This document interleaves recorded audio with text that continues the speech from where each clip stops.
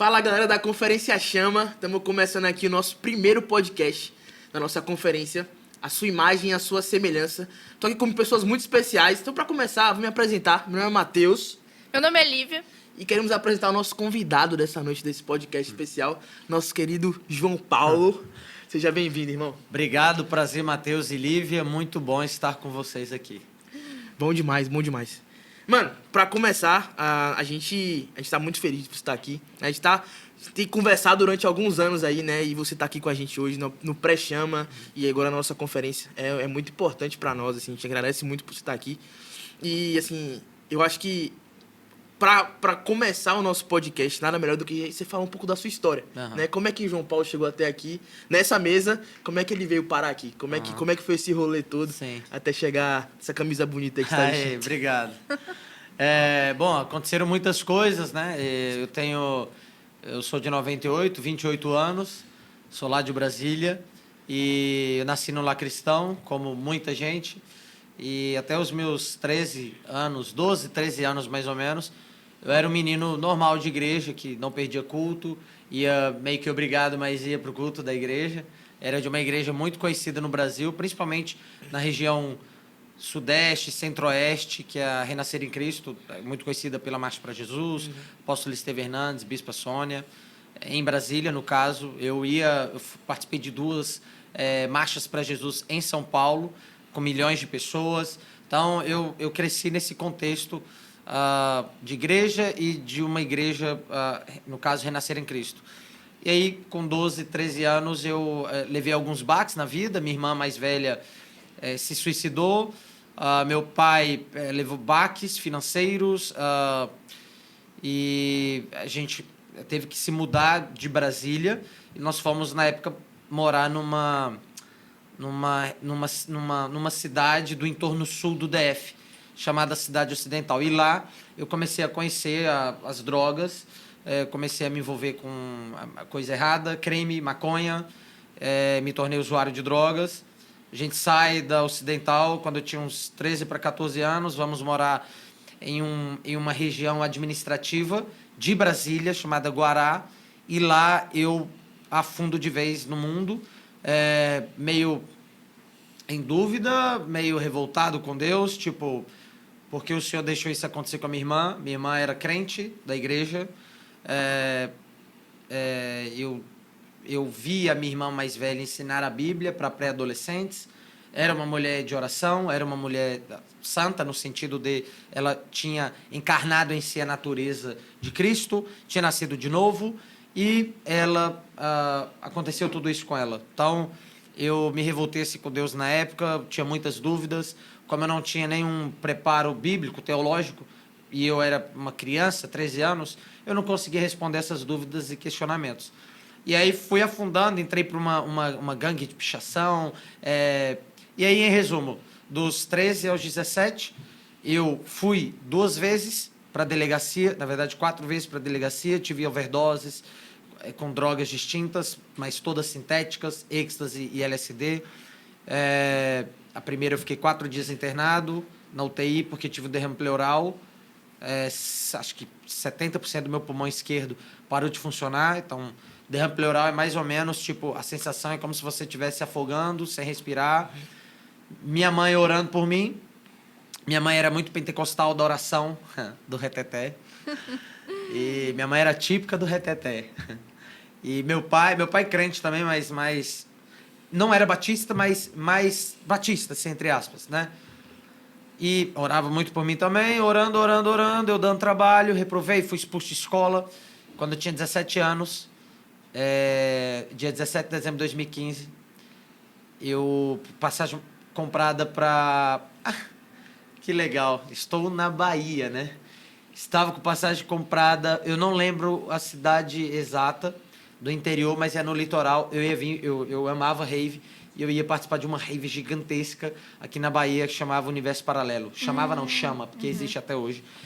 É muito grande, acho que na época era até um pouco maior, ou talvez não, talvez seja até maior, enfim, não acompanho mais. E eu ia porque meus pais falaram que ia me internar em janeiro de 16. E aí eu falei, eu não vou me internar. Eles falaram, eu falei, ok. senão a gente vai te perder, pá. Eu falei, ok. Mas dentro de mim eu já estava arquitetando, planejando uma fuga. Então, eu pedi dinheiro emprestado para um amigo, acho R$ 140, se eu não me engano. Comprei, isso foi dia 14. Eu ia vir dia 26 de dezembro. Meus amigos até dizem que se tivesse dado certo, eu ia virar hippie. Ia vender pulseirinha de reggae. Ia virar andarilho, sei lá, sempre amei andar. Talvez vocês iam me encontrar aqui, na região. Já pensou. E aí, mano, eu comprei a passagem dia 17, 3 dias depois, Deus me encontrou no meu quarto. Não queria ter me convertido, obviamente. E aí eu tive encontro com Jesus e de lá pra cá tudo mudou. Mais ou menos isso. Isso é um resumo. Muita coisa acontece, obviamente. Se eu perguntar pra Lívia, ela tem muita coisa pra falar, Matheus também. Sim, com Mas aqui é o nosso resumo, né? Enfim. Sim, legal. É. Isso é muito interessante. Eu acho que eu já passei por algo específico que é isso, né? Parece que tem um dia que simplesmente as coisas mudam, mas eu queria saber como que esse processo desse dia que virou uma chave na sua vida, de que Jesus realmente encontrou, ele veio até você, porque no final é isso, né? Ele vem até a gente. E desse start que você teve até a construção do movimento que você tem, que é o Movimento Sal na Terra, Sim. se você puder falar também um pouco sobre esse movimento, como Sim. começou, mas Sim. essa relação. Bom, eu volto para Jesus e eu volto num contexto diferente da Renascer em Cristo. A Renascer em Cristo, ela sempre foi uma igreja muito evangelística. Né? Eu, quando era criança, eu participava de ações da igreja Renascer em Cristo. Na época era pastoreada pelo bispo Douglas, um grande homem de Deus, e tinha muitas ações para levar a gente para acampamento. Era uma igreja que tinha acampamentos, retiros, enfim. E era acampamento para a igreja, mas com um foco muito grande em levar pessoas não crentes, pessoas descrentes para esses eventos. Então, eu, quando criança, 10, 11, 12 anos, ia para o semáforo vender jujuba para angariar recursos para levar essa galera. E a Renascer era uma igreja muito evangelística também na época, tinha cultos para roqueiros, era a época da Oficina G3, Cates Barneia, Resgate, sensacional. E eu lembro que, tipo, a Renascer em Cristo fazia cultos só para esses roqueiros. E eu, assim, eu não conhecia Jesus na época, mas aquilo tudo para mim era muito louco, ver gente jogando trouxinha de cocaína no chão e aceitando Jesus. Então, quando eu volto para Jesus, eu volto me lembrando disso. Sim. Eu volto me lembrando. E no dia que Deus me encontrou, ele me disse 3 coisas. 2 afirmações e uma pergunta. Você é meu filho, você é puro e me peça algo. Cara, minha vida estava destruída. Reprovei na escola, tinha sido expulso, parei de estudar no primeiro ano, tinha 17 já nem ia mais para a escola, com sequelas das última overdose, das 2, mas principalmente a última, por causa do LSD, e eu estava tendo muito ataque de pânico. Então, a experiência que eu tive na última overdose, que foi do lado de uma igreja, estava voltando para mim. Então, muita crise de pânico, ia para o hospital um dia atrás do outro. E tinha acontecido o que aconteceu com a minha irmã anos atrás. Então, assim, a minha vida estava destruída. Quando ele me disse para pedir algo para ele, eu lembro que eu estava no meu quarto, de joelhos, e eu pensei, cara, o que eu posso pedir para o Senhor? O que eu posso pedir? Eu estava chorando, pá. E eu me lembro que, com os olhos fechados, eu tive uma lembrança. Eu vi um amigo meu, quando eu tinha 15 anos de idade, eu fui para um rave e ele faleceu do meu lado usando o lança-perfume. Eu vi isso com os olhos fechados. Depois, com os olhos fechados, eu saio dessa lembrança e eu tenho uma visão. Na época eu não sabia que era uma visão. Mas eu tenho uma visão de alguns amigos do mesmo contexto, usuários de drogas, pá, enfim, adictos, se tornando pregadores da palavra e de terno e gravata. Andando de Bíblia debaixo do braço. Parada totalmente diferente. Totalmente. E aí eu ouvi um sussurro dentro de mim. Me peça isso. Me peça almas. Me peça a conversão deles. E aí saiu da minha boca. Falei, Deus, eu quero que os meus amigos te conheçam. Eu quero que eles tenham um encontro contigo. Eu quero que eles sejam alcançados pela sua graça. E aí eu lembro que eu já estava chorando, eu chorei muito mais. Chorei muito mais. Porque eu me lembrando de vários amigos, de várias experiências, de muitas coisas que eu tinha vivido. E aí, resumindo, eu volto para Jesus numa igreja extremamente evangelística, ainda mais do que a Renascer, na minha opinião, que é a Igreja Sara Nossa Terra. Me torno líder de célula, uma igreja muito forte em Brasília, e começo a ganhar vários amigos para Jesus, vários amigos, vários amigos, vários amigos. E aí, depois de alguns meses, eu transiciono da Sara e vou para a igreja que os meus pais frequentavam, principalmente meu pai, que é a igreja que eu estou hoje. Nesse momento eu vou para o Jocum, isso tudo muito rápido, tá? Uma coisa atrás da outra. Eu me converto, vou para o Jocum, tô lá no Jocum de Campinas, e voltando do Jocum, estava lendo um livro, Porque Tardo, Pleno Avivamento, de Leonard Ravenhill. Essa chama crescendo dentro de mim, e aí eu falei, cara, eu preciso ser ainda mais intenso, eu preciso pregar o evangelho. E aí eu reúno alguns amigos numa estação de metrô, os piores, os que mais davam trabalho, e ali eu começo a contar meu testemunho para eles de conversão. Começo a contar. E ali a gente começa o Céu na Terra. Então, eu não tinha pretensão alguma de começar um movimento. Eu não queria criar um movimento. Na verdade, eu não conhecia nem movimentos. Já tinham movimentos como o Dunamis, muito grande, mas eu não conhecia. Por quê? Porque o meu contexto não era um contexto diferente de Dunamis. Né? A gente está falando de renascer em Cristo. O que eu conhecia era renascer praise. E só. Então, Sim. Então, o movimento a gente inicia para ganhar os meus amigos para Jesus. Eu começo para ganhar meus amigos para Jesus. Tanto é que chamava célula de impacto. Vamos ganhar os meus amigos para Jesus. Então, vamos chamar isso de célula de impacto. Sim. Aí, depois de célula de impacto, vai para célula de Deus. E depois vira um movimento quando, tipo assim, cresceu demais. E foi tudo muito rápido. Com 3 meses, a gente já tinham reuniões de 120, 150 pessoas. E aí a gente criou o Movimento Céu na Terra. Que massa. Essa relação de salvação e vocação, ela é muito interessante. Né? Tipo, eu te salvei para uma vocação, eu te salvei para alguma coisa. É muito doido isso. Né? Fala até no seu livro, né? 99 não é 100, falando já aqui, o livro que você escreveu. Fala um pouco sobre isso justamente, né? Essa paixão por almas, desse querer buscar os perdidos, né? Sim. Isso é muito doido. Mano, mas eu queria te contar uma experiência que eu tive com o Céu na Terra. Eu lembro que em 2018 eu morava, não aqui na cidade, morava em Dias d'Ávila, que é uma cidade perto daqui. E aí eu lembro que no meu quarto, tava orando assim, lendo a Bíblia, e aí, antes na época não tinha Spotify, eu acho que pelo menos eu não tinha, e bota no YouTube lá que as músicas vão passando e você vai orando e as músicas vão passando, né? Na época o worship, você ora com música, né? No silêncio já te incomoda um pouco, adolescente. E aí, mano, nessa parada, a música sai, entra um vídeo do Céu na Terra, mano, isso me impacta de uma forma muito forte. E aí eu lembro que eu começo a chorar no meu quarto e eu orando pra Deus, eu quero ser missionário, é isso que eu quero fazer. Uau.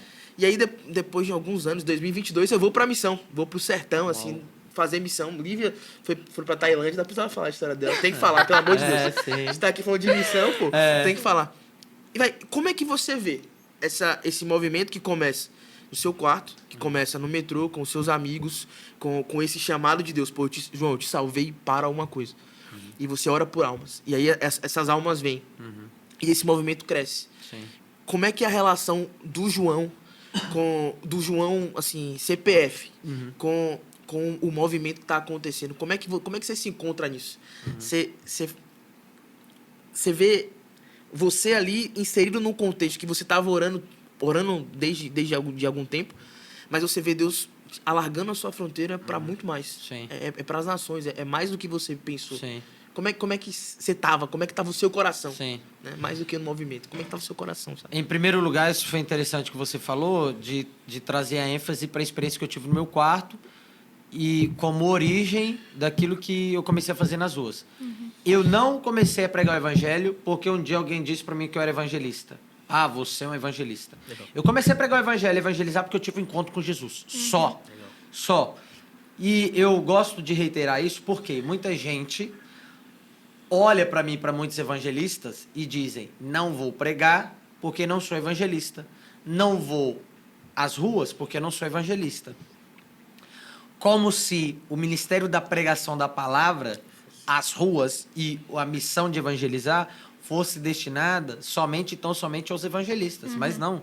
A missão do ID, a missão de pregar o evangelho, da evangelização, é destinada aos discípulos de Jesus. E todo aquele que nasceu de novo se torna automaticamente discípulo de Jesus. E ele já tem, por si só, a capacitação para a pregação da palavra. Então, por que eu comecei a pregar o evangelho? Por que eu comecei a falar de Jesus para as pessoas? Porque eu tive um encontro com Jesus. Só. Eu tive um real, genuíno encontro com o Senhor. E isso me impulsionou, me direcionou às ruas. Quanto ao céu na terra, quando as coisas começaram a acontecer, ganhar proporções maiores, sair em jornal, YouTube, esses vídeos, inclusive, é bom deixar claro, eram e são os antigos, né? Muito amadores. Eram muito amadores, tipo assim, a gente não eram vídeos extremamente profissionais. A edição, hoje, você olhando para trás, tipo assim, é bem engraçado alguns deles. Tipo, bem... Eu não sei nem explicar. Caricato, assim. E mesmo assim, mano, tipo, viralizava, alcançava as pessoas. Então, quando começou a acontecer muito e crescer muito, eu lembro que a sensação que eu e todos da equipe tiveram foi: cara, isso não tem a ver com nós. Nós estamos no meio de algo que Deus está fazendo. Deus. Tipo assim, no início, nós pensávamos: uau, o que estamos fazendo é glorioso. Rapidamente, depois de alguns meses, muitas almas, muitas conversões, muitas curas. Eu lembro que nós olhamos e pensamos: putz, isso aqui não tem nada a ver com a gente. E aí veio o temor. Eu lembro que vinha muito temor. Nós fizemos coisas muito radicais na época, principalmente quanto à santidade. Nós éramos muito puritanos quanto à santidade, à santificação. Então, tipo assim... Então, foi isso. Deu muito temor e chegamos à conclusão que Deus está fazendo algo. E eu lembro que, em meados de 2018, nós começamos a iniciar uma relação com líderes de outros movimentos no Brasil. Posso citar aqui, principalmente, o One, que estava pregando o evangelho nas ruas de São Paulo.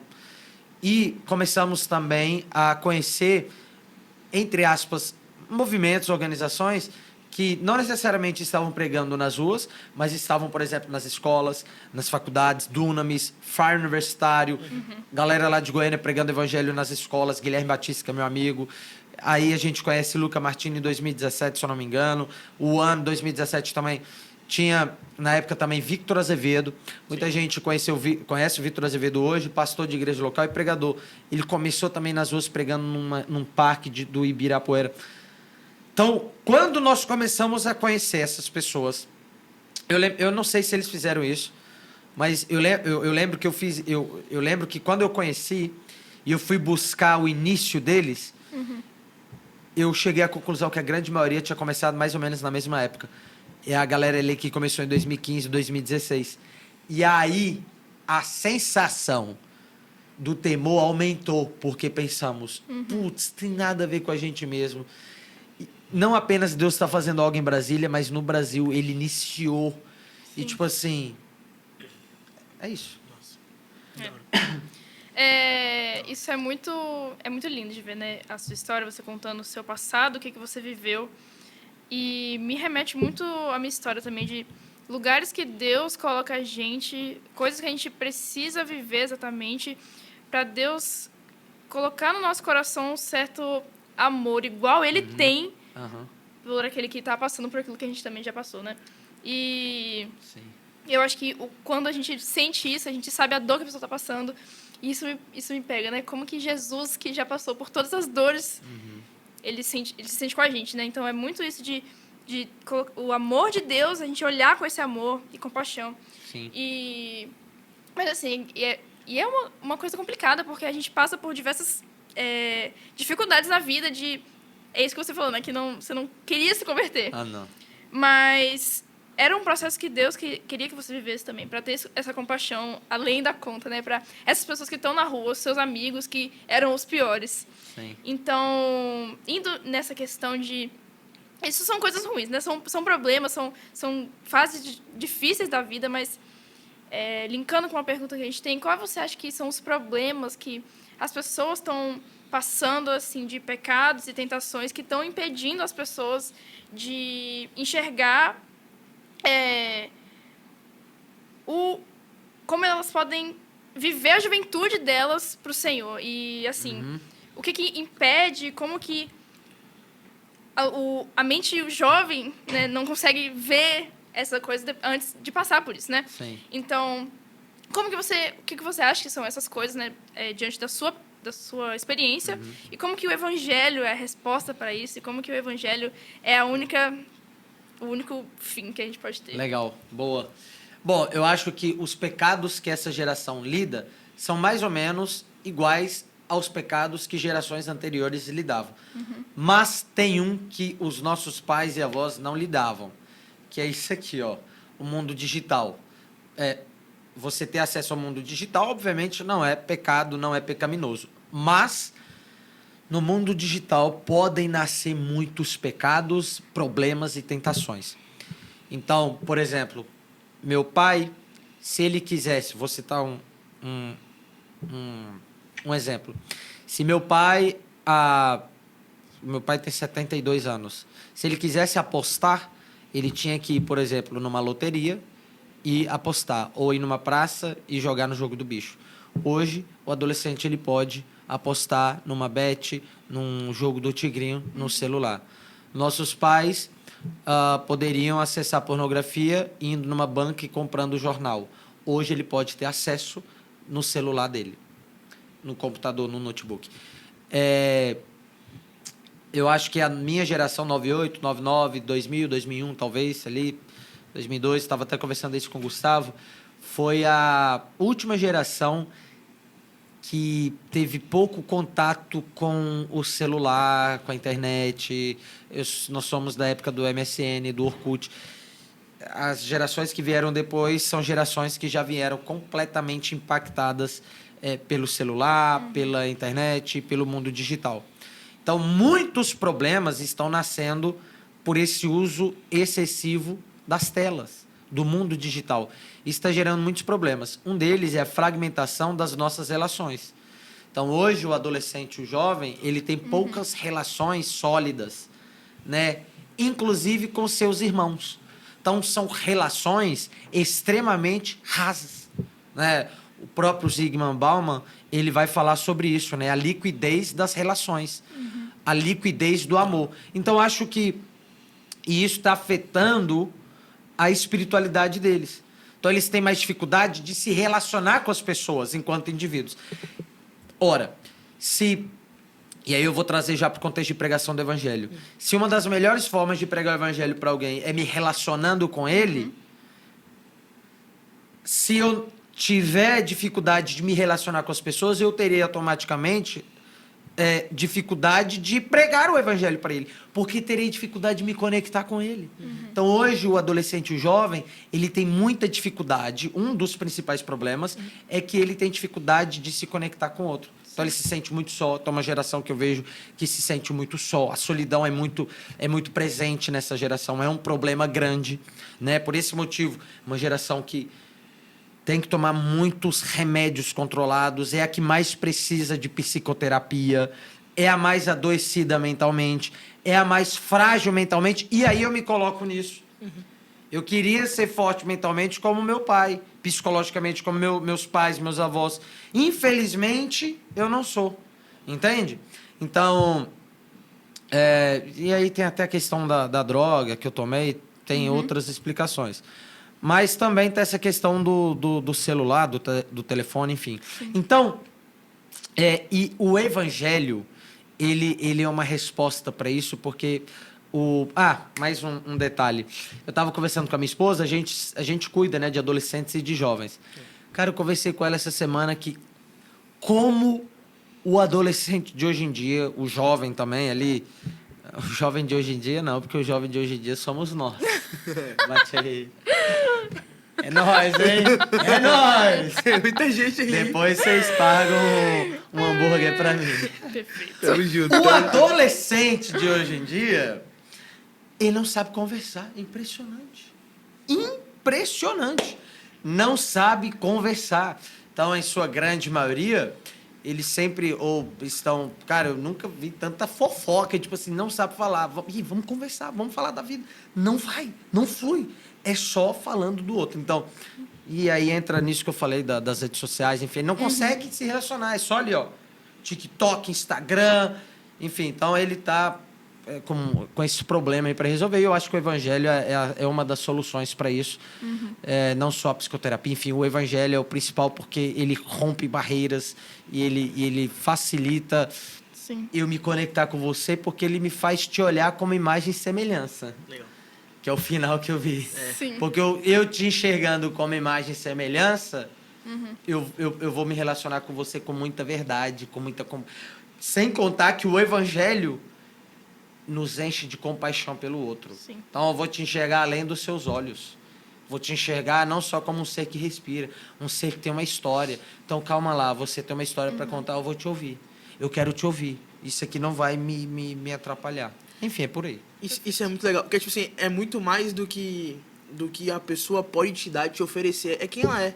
E Jesus vai falar isso muito, muito claro no Sermão da Montanha, na separação de multidão e discípulo, né? A multidão tá falando assim, o que é que você pode fazer por mim? E o discípulo é tipo assim, como é que eu faço para ser igual a você? Como é que eu posso fazer para ser imagem e semelhança? Né? Tipo assim, eu acho que é essa relação, essa diferenciação que a gente tem muitas vezes na igreja, a gente olha, o que é que você pode, o que é que João pode me proporcionar aqui? Não é quem ele é, como é que eu posso servir o meu irmão? Boa. Qual é esse olhar? Jesus, eu quero ser igual a você. Eu quero dormir com você, né? Como fala em João 1,14. Onde é que você vai dormir? Eu quero passar tempo com você. Eu quero saber Sim. quem você é. Eu acho que isso é o que pega, né? E assim, se você pudesse falar alguma coisa para essa geração atual, além dos problemas, mas, cara, esse mundo pós-moderno, ele tem esses desafios. Nós somos relações rasas. A gente quer aquilo que o outro pode oferecer. Mas, cara, existe beleza em Cristo. A gente já falou sobre isso. Mas quer que esse jovem que tá nesse lugar, imerso a essa cultura, imerso a essa ideia de pensar, esse jeito de viver, consegue olhar e falar assim, caraca, Cristo, ele ainda é a salvação para isso. Cristo ainda é a resposta. Cristo ainda é o meio, o fim, Sim. sabe? Tipo assim. Eu posso jogar para o meu contexto evangelístico? Por favor, por E favor. aí uma dica, no caso, vai ser só para aquele que já nasceu de novo. É uma dica para o adolescente, para o jovem de hoje e para aqueles que virão, uma vez que esse podcast pode alcançar pessoas que hoje são crianças, mas depois vão vir e já serão Amém. adolescentes. Cara, não tem segredo, é arroz com feijão temperado. Tempo com Jesus no secreto É isso. e vá pregar o evangelho nas ruas. Vai colecionar histórias. O momento de colecionar histórias para contar é hoje. É hoje. Entende? É hoje. A igreja primitiva nasceu, estava pregando numa igreja batista semana passada, eu comentei isso no final com os irmãos. A igreja primitiva, eu li isso num livro do Justo Gonzalez, que é um teólogo pensador sul-americano, cubano. E o que ele falou é sensacional. A igreja primitiva nasceu com adolescentes / jovens novos convertidos. Se estamos aqui, é porque adolescentes e jovens, com pouco tempo de convertido, passaram tempo com o Senhor, foram batizados no Espírito Santo e foram pregar o evangelho. Só. Então, a dica que eu dou para adolescente e jovem é, mano, tenha tempo com Jesus no seu secreto e vá pregar o evangelho. E não só isso, vá ouvir as pessoas. Ouvir. No início eu não ouvia. Eu saí, era só falando. Meu início foi pregando o evangelho em metrô. Entrava no vagão, camisa de time... Sempre amei. Só que hoje é calça, né? Antigamente era bermuda de tactel na cor contrária, oposta à da camisa. Listrado ao contrário, o negócio meio... Não, eu tenho as fotos ainda. O principal look que eu usava, que eu gostava, era camisa da Inter de Milão, de meados de 2013. Eu sempre gostei, sempre tive muito camisa de time.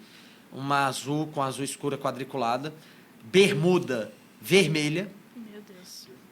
E Mizuno Prophecy preto com verde, que era o Ben 10. Nossa. Não era 12 molas, mas parecia 12 molas. Enfim, eu entrava desse jeito. Todo look combinando. de pregador, né?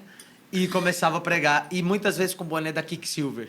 Ou pra trás ou pra frente. Não sei se aqui tem muito Tem, isso. tem. Né? Ainda mais litoral, né? Quicksilver é mais de surfista. E eu usava muito boné verde. Enfim, a mistura. E eu pregava assim. Na época, como eu tinha muito ataque de pânico, tomava muito remédio controlado e ainda tinha resquício do LSD, porque eu me converti e já fui pra rua. Eu tinha muito tremor. Eu desenvolvi até um negócio chamado tremor essencial, que é uma patologia, só precisa monitorar, mas não traz nenhum risco assim, não. Só fica tremendo.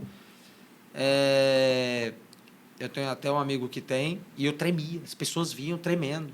Aí você achava que era nervosismo. Sim. Tava nervoso, mas não era só isso, era a tremor essencial. Então, e eu ouvi muitos nãos na rua. Eu ouvi mais nãos do que sim. Eu pregando o evangelho, já levei pizza de tomate na cara. Meu Deus. Então, assim, mas eu tenho história para contar. Entende? Então, minha dica para o adolescente é: sai do celular. Tenha relações verdadeiras com as pessoas na igreja. Olhe no olho, pergunta como ela tá. Existem muitas pessoas se suicidando.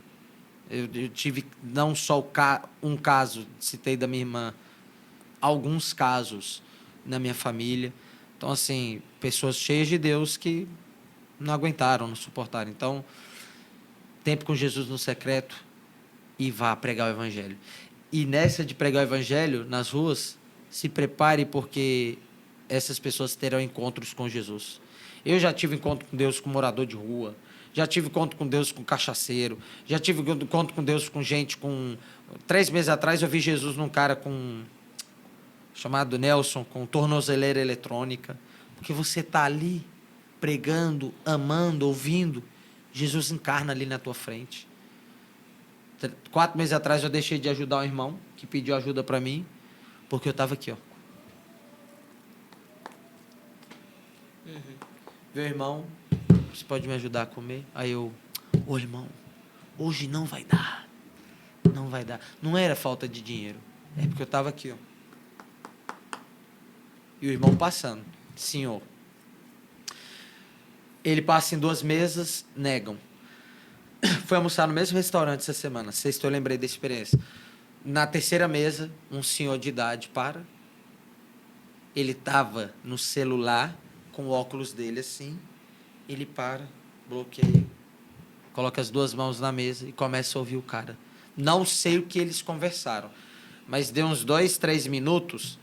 Cara, 2, 3 minutos não é tempo só de pedir ajuda. Ele falou alguma coisa ali.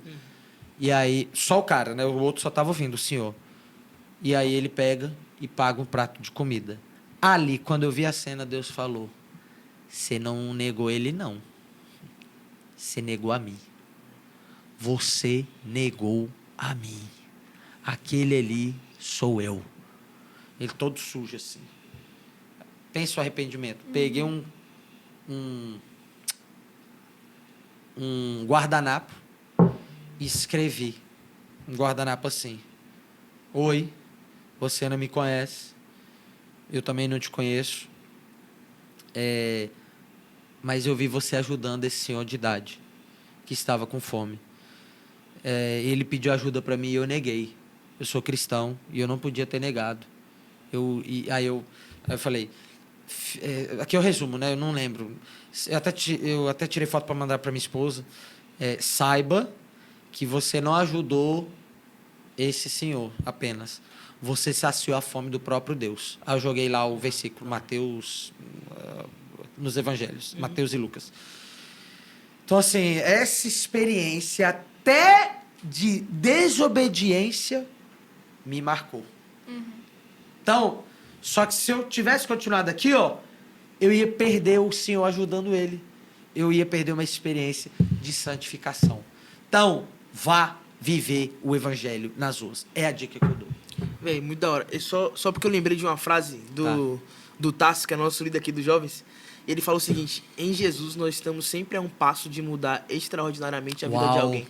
Uau. Tipo assim, isso, quando ele fala isso, vem do coração e vem de alguém que pensa nesse sentido, né? Tipo assim, em Jesus, estando em Cristo, estando na videira. a gente tá sempre um passo de mudar extraordinariamente a vida de Amém. alguém. Forte. Sendo um prato de comida, sendo um abraço, sendo uma pregação do evangelho. Viver Cristo, né? Isso é muito doido. Muito bom. Sim.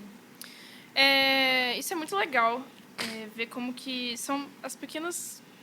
Jesus fala com a gente nos simples momentos, né?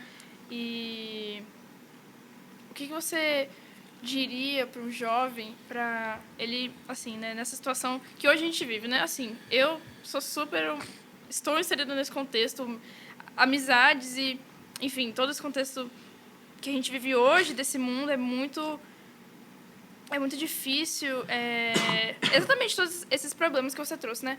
Mas como que você diria, assim, estratégias para o jovem brasileiro hoje ser útil nisso, né? Quais são as dificuldades, as oportunidades que a gente pode ter nisso de falar do evangelho no contexto que a gente está inserido hoje, né? Eu mesmo, né? Eu fico pensando nessa questão de ir para a rua. A nossa igreja tem ministérios realmente de falar com moradores de rua, de pessoas que estão com contato com drogas. Mas, falando de mim especificamente, né, eu sempre sinto uma certa... Meu Deus, é um medo, Insegurança, assim... Por ser mulher, então. Sim, exatamente, né? Não dá, não. Mas nessa questão, né, de como ser útil nos meios que a gente está inserido, né? Perfeito. Pregue na sua escola, pregue na sua faculdade, pregue no seu trabalho e fique atento. Fique atento. Só que aí a gente volta no celular, né? Como estamos hiperconectados ao mundo digital, muitas vezes perdemos conexão com o mundo real, esse mundo que nós estamos vendo. Então, é interessante que nos evangelhos sempre nós vamos encontrar algumas menções de e Jesus vendo, se compadeceu. E Jesus percebendo, foi cheio de compaixão. E Jesus vendo, se moveu em compaixão. Você precisa ver. Ver. Então, para você ver, você precisa estar atento. Você precisa estar inteiramente ali no momento presente. Sim. Então, está na sua escola, fique atento ao que está acontecendo ao seu redor. Provavelmente você vai perceber uma amiga ansiosa, Sim. sem parar quieta, com a perna balançando toda hora. Vai perceber um amigo que está mais cabisbaixo. Cara, meu amigo sempre está fazendo piada. Por que hoje ele está cabisbaixo? Aí você chega junto, você não vai chegar para pregar, você vai chegar para perguntar. Mano, assim, você sempre está fazendo piada, hoje eu percebi você um pouco mais para baixo, aconteceu alguma coisa?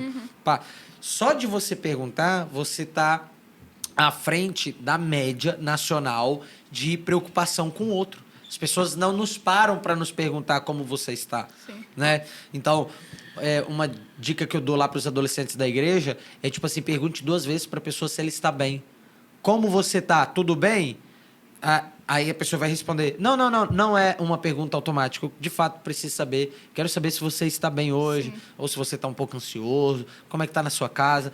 A pessoa já vai se sentir especial, já vai se sentir importante, já vai se sentir vista, percebida. Que era o que as pessoas tinham com Jesus. Elas se sentiam vistas, percebidas em suas necessidades. Então, a dica que eu dou é você, no seu contexto que você está inserido, você pregar o evangelho. E, por último, a outra dica que eu dou é para você que está na escola, faculdade de trabalho, não seja afoito para pregar. Passe tempo se conectando. Passe tempo ganhando a pessoa para ti. Passe tempo ouvindo. Porque prepare o campo. Eu trabalhei como agente de um órgão público lá de Brasília. Eu tinha que visitar casas de pessoas mais pobres, periféricas, para fazer levantamento de dados, enfim. E eu falei com a Clara, eu não quero chegar lá e as pessoas saberem que eu sou o João do Céu na Terra. Porque eu não quero que eles me credenciam dessa forma. Eu quero ser o João Paulo. Só. Não evangelista. Não o líder de movimento. Porque se eles descobrirem, aí já vai vir com foto, já vai vir com, né? Pode ter uma questão assim. Eu falei, eu quero ser o João Paulo. Normal. E aí eu lembro que eu chegava na empresa, eu sabia que tinha alguns irmãos que já iam na praça, e aí eu me desvencilhava assim, pá. E aí, depois de um mês e meio me conectando ali com eles, na hora do almoço eu sempre tirava um tempo para orar, e era no banheiro. Era o único momento que eu conseguia. Ficava um tempo a mais no banheiro. E aí um dia um deles perguntou, você tem doença intestinal? Você fica muito tempo no banheiro. Ele até foi muito específico, você tem doença de Crohn? Eu, você fica muito tempo no banheiro. O cara é zoeira, da zoeira. Aí eu fico muito tempo no banheiro, mas não é por causa disso, não. Ele, mas o que você vai fazer no banheiro? Eu, cara, você quer saber mesmo? Eu vou orar. eu sou cristão. Aí, como eu já tinha ganhado conexão com eles, eu até zoei, porque vocês não param de falar, bicho. E aí eu tiro o tempo pra orar ali no banheiro. Às vezes eu vou ali na rua, eu vou no banheiro. Mas tu ora, tipo, no vaso? Eu falei, não, geralmente a gente almoça no mesmo lugar. O banheiro tinha lugar pra tomar banho, né? E tinha um que não tinha nada até. Eu fechava lá e ficava. Ficava de posição de... chamam de flor de lótus e colocava meu fone de ouvido e orava. E aí eles falam, cara, tu é cristão? E esse tempo todo você ficou orando? Aí eu, sim. Então, ali já abriu uma porta. Porque o cara, o nome dele era... Oh, Deus. O apelido dele era Romário. E eu falei... E aí o Romário falou, cara, eu tô afastado de Jesus, pá. Aí ele, agora entendi por que você não ri das nossas piadas, tipo... Que piada, né? Só fala besteira. Falei, mano, eu sou cristão, não faz sentido eu rir dessas coisas que vocês ficam falando. Sim. Mas de outras piadas, estamos juntos. Mas dessas ainda não, irmão. E aí, pronto, eu preguei. Aí, por exemplo, eles não faltam céu na terra. Tinha 4 comigo. Não perde um. Você falar bem assim, eles se converteram? Não. Mas os 4 sempre estão lá. Na verdade, sim, talvez um ou outro se converteu. Perdi contato, assim, não estou mais junto. Vão lá. Perdi agora o meu cunhado.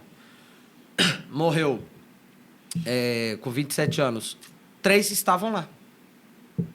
3 estavam lá. Então, assim, ganhou respeito e os caras estão lá ouvindo a palavra no céu na terra. Sim. Perceba as pessoas, é a dica que eu dou. Sai do celular. Muito bom isso, né? Parece o pai. Sai do celular, menino. Vai estudar.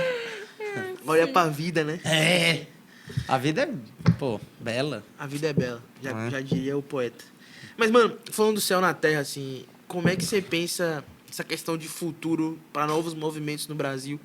Sei que a gente já tá tempo curto, mas queria que você falasse, não deixasse de falar isso, assim. Como é que você pensa o céu na terra para esse e outros movimentos futuros, assim, no Brasil, evangelísticos, nas praças, nas escolas? Como é que você tem enxergado esse cenário? Você que tá passando pelo Brasil, assim. Teve uma explosão de movimentos no Brasil, né? 2016 até meados de 2020, até a pandemia. Eu lembro que na época nós fizemos um levantamento de movimentos no Brasil. Cara, foi impressionante. A gente conseguiu encontrar 180 movimentos de rua espalhados pelo Brasil. E eu lembro que foi uma pesquisa ali perto da pandemia, mas não foi uma pesquisa a fundo. Então, provavelmente tinham mais. Cara, é muito. A gente está falando de 180 movimentos. Alguns até grandes, assim. Com a pandemia, todos os movimentos de rua pararam, obviamente, por causa do lockdown, Covid. E de um ano para cá, nós percebemos que alguns desses movimentos voltaram e outros nasceram. Então, só que eu acredito que os movimentos de rua eles precisam de uma nova configuração.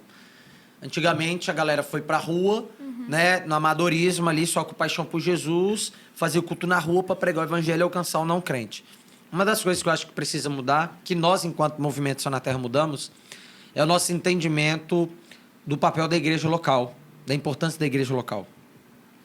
Então, por exemplo, nós não tínhamos muita preocupação de ganhar o cara e encaminhar o cara para ser discipulado por alguma igreja local. Sim.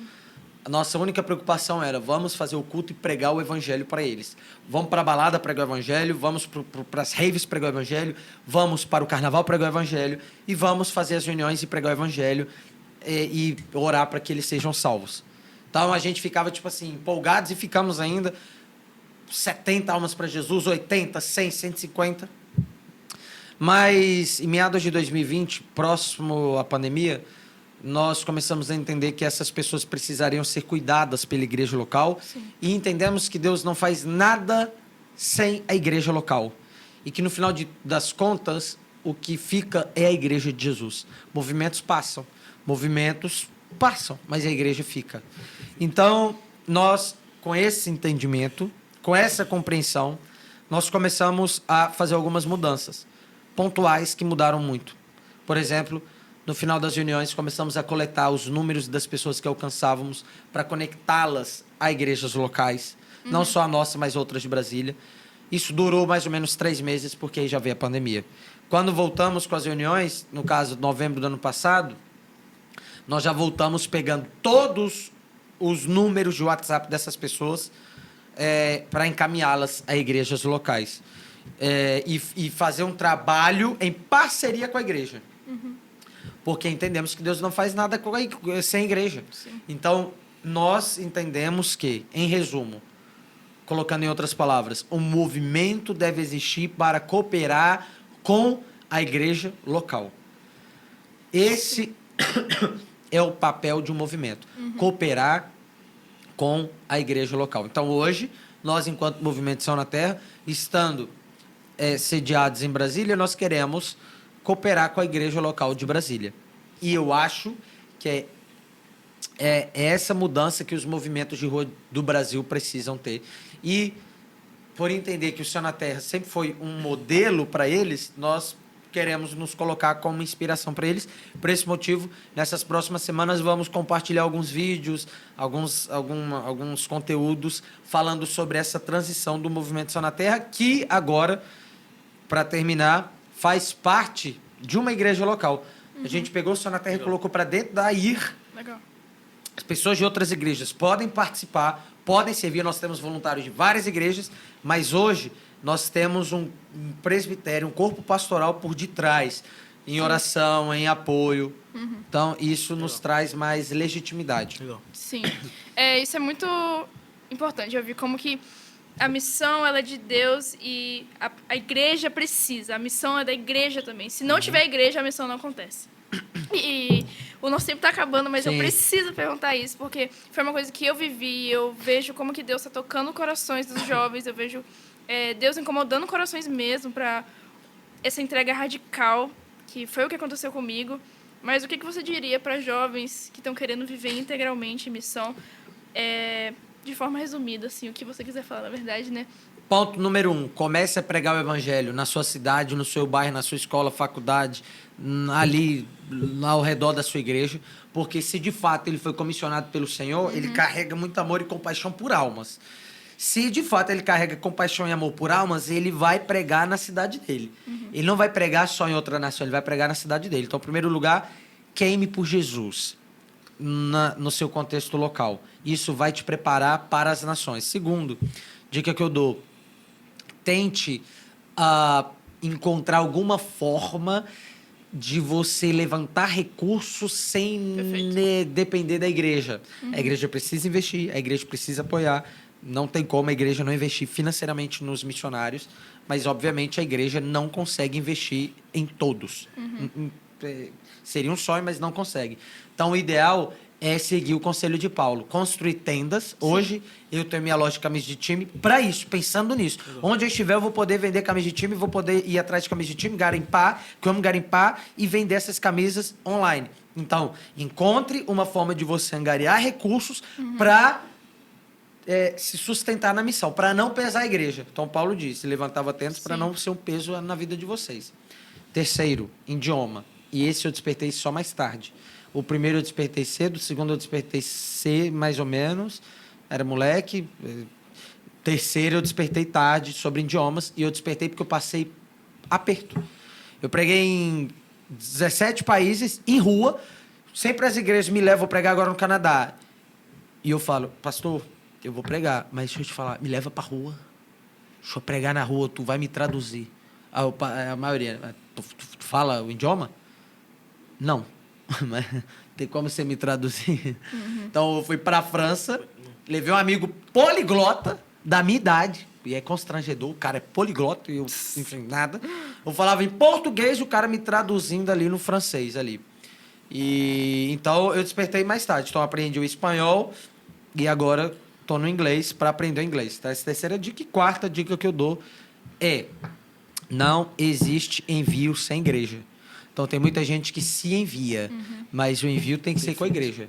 Então, mas minha igreja não participa das missões. Ela está errada. Ela está errada. Então, se você está numa igreja que não participa da missão de Deus, que é a Missio Dei, e você é um missionário transcultural, você tem certeza. Então, você precisa sair da sua igreja, não tem como. João, já tentei conversar com o meu pastor, simplesmente para a gente ter um projeto missionário, e ele falou que não tem essa. Não existe isso de missão. Bom, se você conversou com o seu pastor e saiu da boca dele que não existe essa de missão, que não tem isso, então, e você ter certeza que você é um missionário transcultural, sabendo que você precisa ser enviado para uma igreja, não tem como você continuar nela. Então, é por aí. Não se envie. Você precisa ser enviado por alguma igreja. Ponto. Legal. Perfeito. Mano, pra finalizar. Eu vou comer meu acarajé. Mano, pergunta final, a gente vai fazer Tá. pergunta pra todo mundo que tá sentado Tá. nessa mesa aqui. Pra você, pro João Paulo, o que é que significa ser imagem e semelhança de Cristo? Cara, é amar as pessoas e ter compaixão delas. É amar e ter compaixão. Para mim é isso. E para mim esse é o desafio. Não é ir para a igreja, não é ler Bíblia. Isso aí a gente vai, a gente faz. Jejuar também. Ainda mais nessa geração do autocuidado, né? Orar, a gente ora. Pai Nosso, vamos para dentro. É amar e se compadecer do outro. Esse é o difícil. E para mim, ser imagem e semelhança de Jesus é você amar o outro.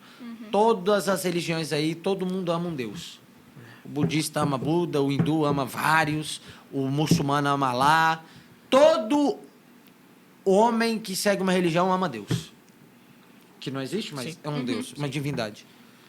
Só o cristão pode amar, além de Deus, o outro. Então, isso para mim é ser discípulo de Jesus. É imagem e semelhança de Jesus. É você amar o outro próximo. Da hora. Perfeito. Meu irmão, obrigado, viu? É nóis. Privilégio Tamo junto. estar com você aqui. É nóis. Sim, Líbia prazer. Isso. e Matheus. É isso. Perfeito. Gravei. É isso. Bom demais. É. Obrigado a você que acompanhou a gente aqui até agora nesse podcast. Creio que vão ter outros podcasts que vão marcar a sua vida também. E é isso, compartilha pra galera aí. E eu tenho certeza que Deus vai falar com você nesse tempo de conversa. Amém. É isso, valeu.